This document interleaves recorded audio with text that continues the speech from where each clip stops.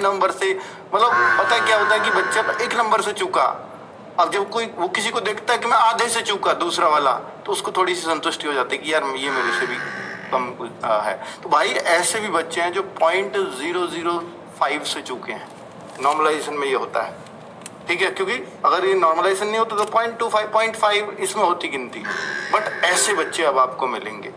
और अब देखिए ये तो तय है कि भाई देखो इसमें अब कुछ नहीं होना जाना, कि अगर आप ये सोचो कि सर अब मेरी कोई वेटिंग लिस्ट लगा देनी चाहिए थी, नहीं लगाई इन्होंने, ये गलती करी है वो गलती करी है, जो होना था वो हो गया है। अभी जो रिजल्ट है वो आपको एक्सेप्ट करना पड़ेगा, और मैं उसके बारे में ही आपको सच्चाई से बताने आया हूँ कि भाई क्या क्या चीज़ें हैं।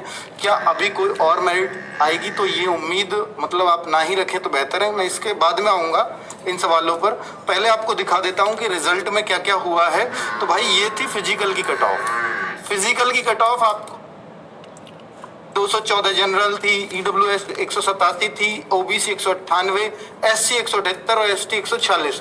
वहीं पर लड़कियों की भी आप देख सकते हो, और ये आपके स्वतंत्रता सेनानी और भूतपूर्व सैनिकों की कट ऑफ होम गार्ड की नहीं दी थी अलग से।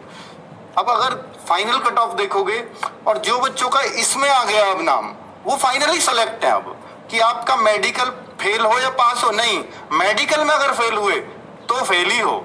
तो ये कट ऑफ आप देख सकते हो उससे, क्योंकि देखो ये बात उन्होंने यहाँ लिख दी है कि ये जो चयन है, यह चयन परिणाम नियुक्ति प्राधिकरण, ये एक यहाँ पर एक चीज दी गई है कि ये जो चयन है ये इन चीजों के अधीन माना गया है।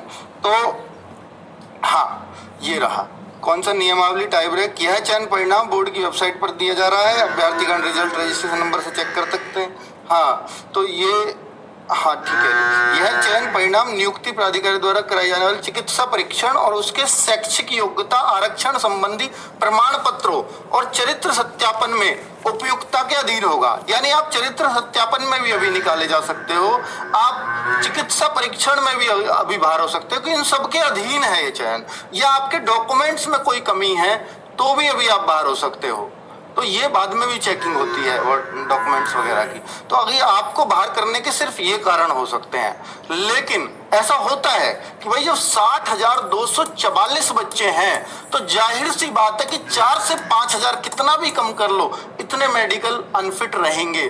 पर इनका क्या होगा, ये 4-5 हजार जो सीटें बचेंगी, तो इसके लिए जोर था। और ऐसे ही पूछा गया था, ये लेखपाल में भी हुआ है, पिछले यूपी पुलिस में भी हुआ। और इस बात के लिए मैं शुरू से लगातार कह रहा था कि भाई इतने कम से कम आइडिया से 4-5 हजार या 10% वैकेंसी का दिल्ली पुलिस भी करती है कि भाई अगर 60,000 वैकेंसी है तो 6,000 बच्चों की एक वेटिंग लिस्ट आनी चाहिए। तो वो जो किनारे पर रहे हैं उन बच्चों को मौका मिल जाएगा। अगर यहाँ से कोई इन चीजों में फेल होता है तो मान लीजिए किसी के पास कोई केस है तो वो भी बाहर होगा बच्चा। किसी ये उन्होंने खुद लिखा है भाई चरित्र सत्यापन, यही मतलब है चरित्र सत्यापन का।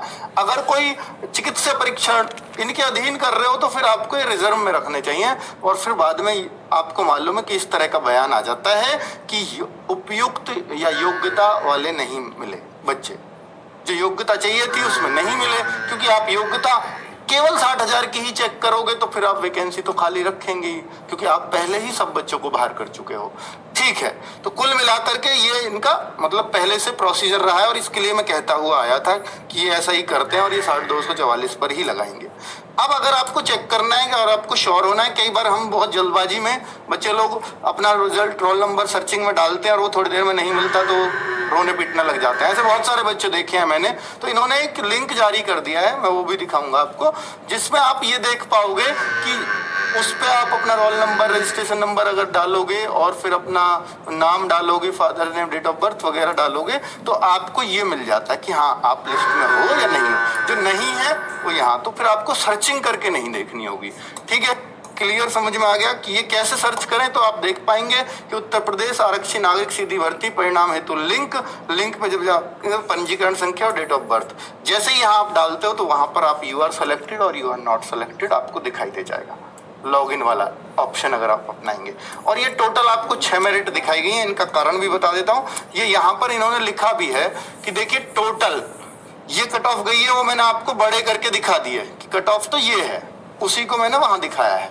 ठीक है, और ये जो कट ऑफ है ये आप देख चुके हैं। तो यहाँ पर टोटल 6 कट ऑफ दी गई हैं, मतलब 6 मेरिट दी गई हैं।